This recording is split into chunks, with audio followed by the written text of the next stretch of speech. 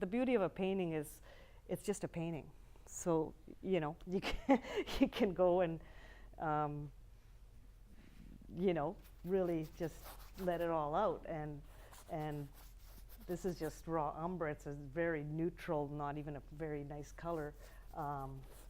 But when it's mixed with some other colors, you can warm it up and make beautiful browns.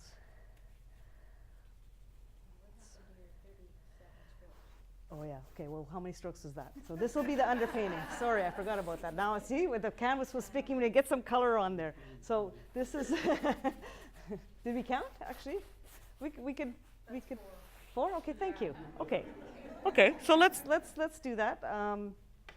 Let's do a 37 stroke, and does anybody want to count for me? Would that be okay? Like, if you don't mind, that would be great if you can sort of let me know when I'm at 30, and then we'll have the last 7.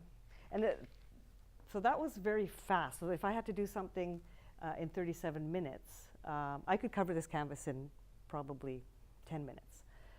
And that could be an underpainting. But I'd like to show you more the purposeful brushstroke. And the reason being is in my Alla Prima abstracts, direct application, I would have to really consider beforehand what I'm going to place down.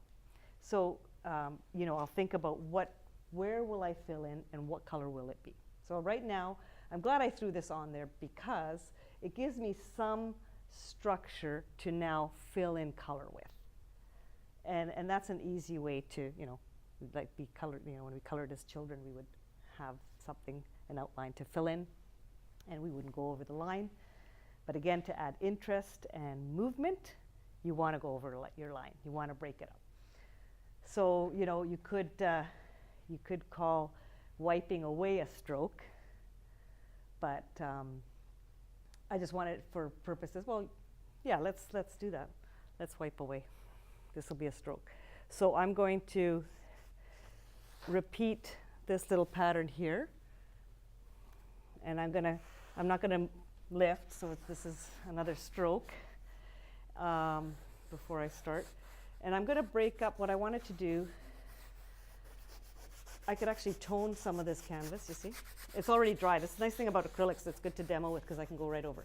But I can break up maybe this line a little bit.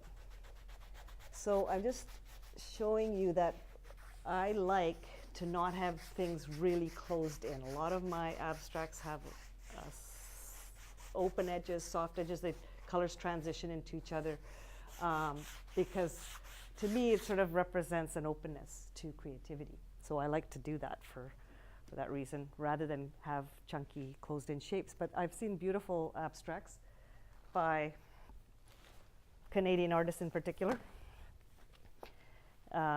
where they're just like brush strokes, okay? Front cover here. Brush strokes of filberts, various colors, simple, and it's intriguing. And you can flip through this book. There's a little bit more geometric, obvious patterns. You know, just black, juicy texture. You know, people can ask, well, you know, a kid could do that or I could do that, but they didn't. Okay, the artists themselves had enough courage to say, what if I do a black painting, but the texture itself will speak. It'll have some story or some involvement through that. So this is a good example of a brush stroke painting. And then there's color and grid patterns that you can do endless studies on, or paintings. There's another grid pattern. So grids can be deconstructed. Diagonals apply motion and dynamic composition. So I do try to add that. And it goes on and on. We have you know, space here represented beautifully with just tiny little marks that can be inspiring. This understanding of trying to limit our stroke has been a good one because we can overwork our paintings. And this makes you kind of just leave it. You know, let's just leave that brush stroke. So I'm going to now continue with the strokes. What are we at, 5? Okay, thanks. And because I'd like to keep the snow theme going. I went skiing this morning. It was an absolutely beautiful day. And I did that again to bring with me kind of that joy I was experiencing today, and the motion and the wind in my face. It was just a beautiful day, and getting some exercise and being up on the mountain. We have a lovely city, so it's great to be able to enjoy it. I'm going to mix the pigments first. So I'm going to get a lighter blue here. And palette knives help to mix. I sometimes mix with my brushes, but they get really caked. So that's just a nice lighter blue. I might like to make a mauve. So I just know that blue and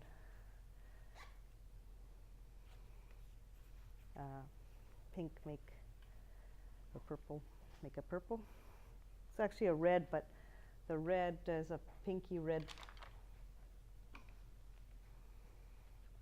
When mixed with yellow, you can get a true red out of it. So I'm going to start with this darker color. I'm actually going to mix a few colors in there. Why not? See what happens. Okay. So I'm sort of going by a little bit of. I'm not going by that. I'm going by what I rendered in the plein air. And there's this dark in the corner here pigment.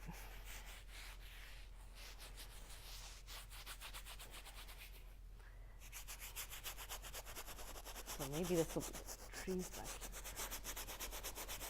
I'm just trying to push it as far as I can because this is stroke number 6, right? I'm back out here ready to paint outdoors in the late fall as the salmon are coming up the creek and doing their last little effort here in their life cycle. And in the life cycle of a painting, there's a lot that goes on before we start painting and being inspired, taking a walk through the areas that we enjoy, and hopefully